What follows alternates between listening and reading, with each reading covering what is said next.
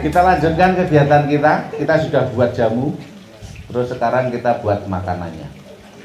Karena kalau ternak dikasih jamu tok, tidak dikasih makan ya tewas. Untuk pembuatan makan kita gunakan untuk yang pertama kali adalah 5 rumah tangga. Jadi Bapak cari dulu air cucian beras. Itu pertama. Masukkan dalam wadah. Yang penting tidak bocor, kalau bocor habis. Setelah itu seluruh limbah rumah tangga masukkan dalam ember.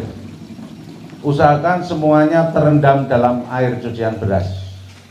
Karena kalau tidak terendam nanti busuk. Jadi semuanya tenggelam. Semuanya apa saja yang ada di rumah. Jangan lemari tapi Pak. Nanti dikira rumah tangga lemari. Sisa makanan, sisa sayuran, sisa apa yang ada di rumah masukkan dalam ember. Setelah kira-kira memenuhi kebutuhan boleh disaring. Dipisahkan antara padat dan cairnya.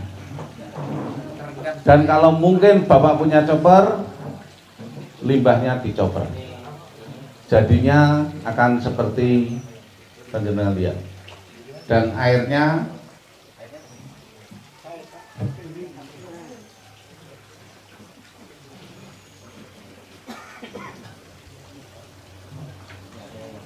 ini sisa dari limbahnya, airnya maksudnya.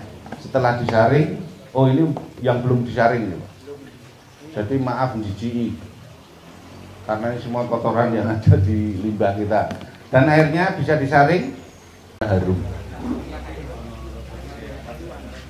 Baunya manis.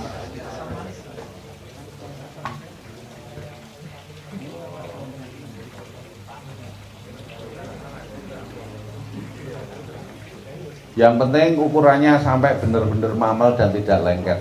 Kalau terlalu lembek, rawan dengan busuk.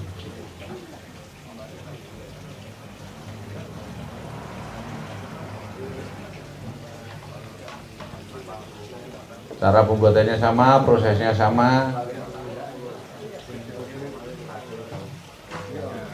Untuk dari limbah pertanian mungkin diberi jagung yang sudah diselep agak banyak, tidak masalah.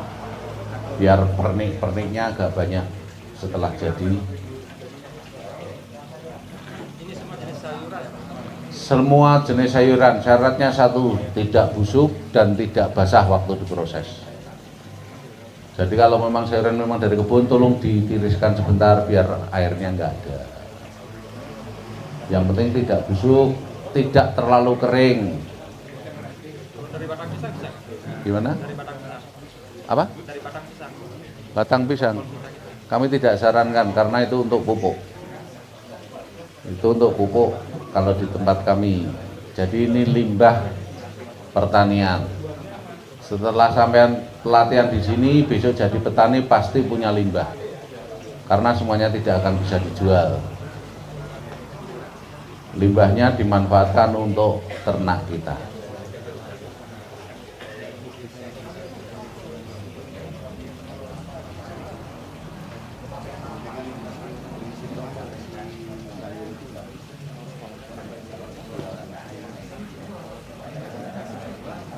Mbon Mas, dicipirin Mas, mbon enak napa dereng. Dicipi kirang napa? Napa tambah masako mboten? Setelah memal, masukkan dalam ember atau wadah yang tersedia di rumah panjenengan semuanya. Padatkan, kasih satu tutup botol booster feed, tutup rapat. Besok bisa langsung dikasih ke ternak kita. Kalau memang kebetulan sudah punya ternak dan stok makanannya habis. Kalau belum punya, ini ditunggu 14 hari untuk bisa berbau harum. Selama tidak kena udara pasti jadi. Tapi kalau kena udara baunya jadi kecut. Lebih bagusnya atasnya kasih plastik, tutup rapat.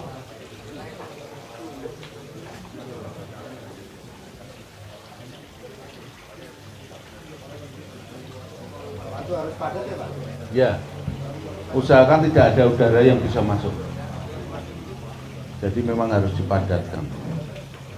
Kalau kita buat biasanya malah diinjek-injek. Nah, ini praktek nggak sopan. Biasanya diinjek-injekin sama tim.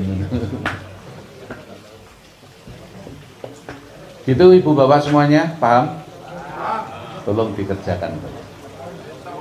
2 modal untuk jadi miliarder. Karena kalau panjenengan punya ternak dan makanannya beli dijamin tekor. Apa?